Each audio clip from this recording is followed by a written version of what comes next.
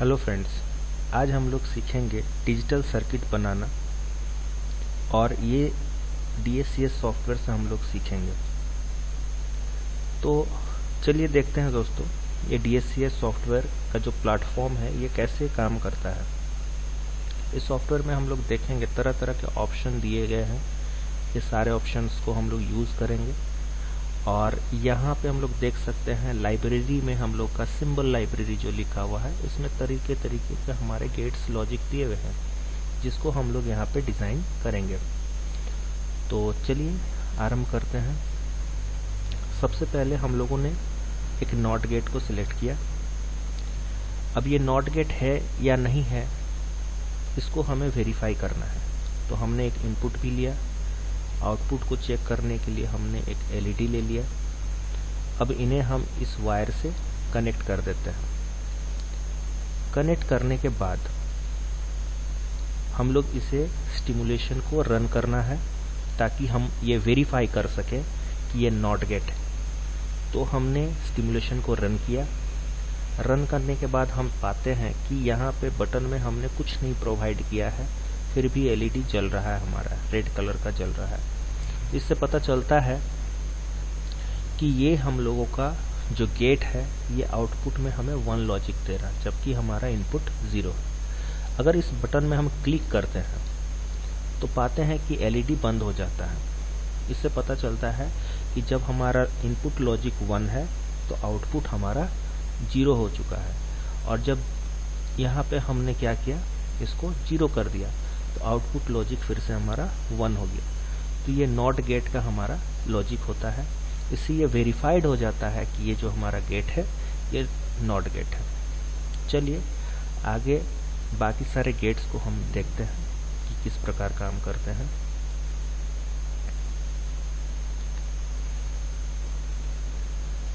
ये हमने एक एंड गेट लिया और इस एंड गेट के लिए हमने 2 इनपुट्स ले लिए और आउटपुट के लिए हमने एक LED लिया। अब हमको इस वायर से इन्हें कनेक्ट कर देना है कुछ इस प्रकार से, और कनेक्ट होने के साथ हमें क्या करना है, स्टिमुलेशन को रन करना है। तो जब 0 इनपुट हम लोग प्रोवाइड करते हैं तो हमारा LED ग्लो नहीं कर रहा है। इससे हमें पता चलता है कि लॉजिक 0 इनपुट पे आउटपुट हमारा 0 है। पर जब हम क्या करते हैं, इनपुट जब हम 0-1 प्रोवाइड करते हैं तो LED यहाँ पे ग्लो नहीं कर रहा है। फिर हम क्या करते हैं, 1-0 करते हैं लॉजिक को तो भी हमारा LED ग्लो नहीं करता है। पर जब हम लॉजिक इनपुट 1-1 करते हैं तो हमारा LED आउटपुट 1 हो जाता है। तो इसे हमें पता चलता है कि हमारा जो गेट है वो हमारा एंड गेट है। आगे हम लोग नेक्स्ट और गेट लेते हैं। यहाँ पे हम लोग 2 इनपुट ले लेते हैं। इन 2 इनपुट के साथ हम एक LED ले लेते हैं।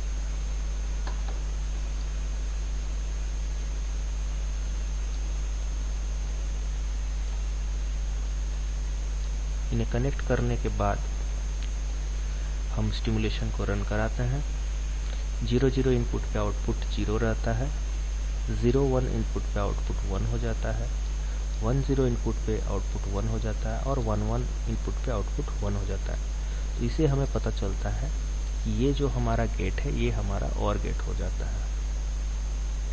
कुछ इसी प्रकार हम लोग कोशिश करते हैं आगे।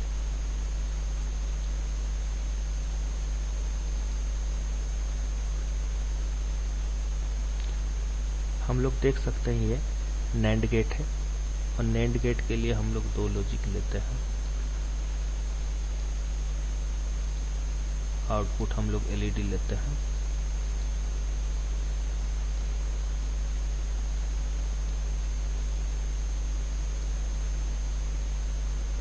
अब इसे जब रन कराते हैं हम, 0 इनपुट पे आउटपुट 1 आता है, 0-1 इनपुट पे आउटपुट 1 आता है, 1-0 इनपुट पे आउटपुट 1 आता है और 1-1 पे ये 0 हो जाता है। इससे हमें पता चलता है कि ये NAND का गेट है, मतलब NOT of AND gate is known as NAND gate.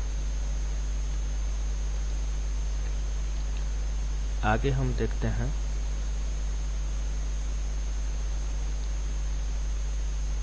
ये नॉर गेट है। नॉर गेट के लिए हम इनपुट लेते हैं, इन इनपुट्स को हम कनेक्ट करेंगे। आउटपुट को चेक करने के लिए हमने एलईडी लिया, एलईडी को हम कनेक्ट करेंगे वायर से। अब इसे स्टिमुलेट करते हैं, स्टिमुलेट कराते हैं तो हम पाते हैं 0 0 इनपुट पे आउटपुट 1 आ रहा है,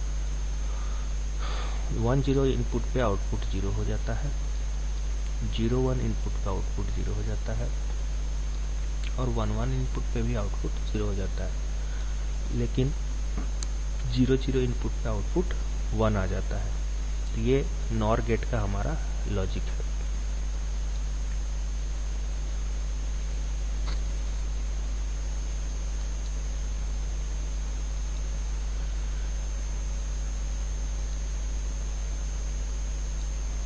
हम ये XOR गेट लेते हैं, इसे वायर से कनेक्ट करते हैं, आउटपुट चेक करने के लिए एलईडी लेते हैं,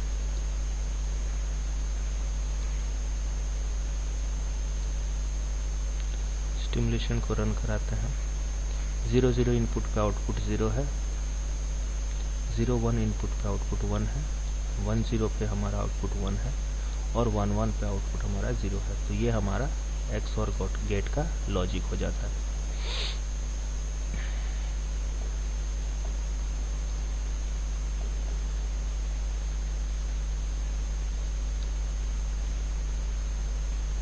ये हमारा XNOR गेट है।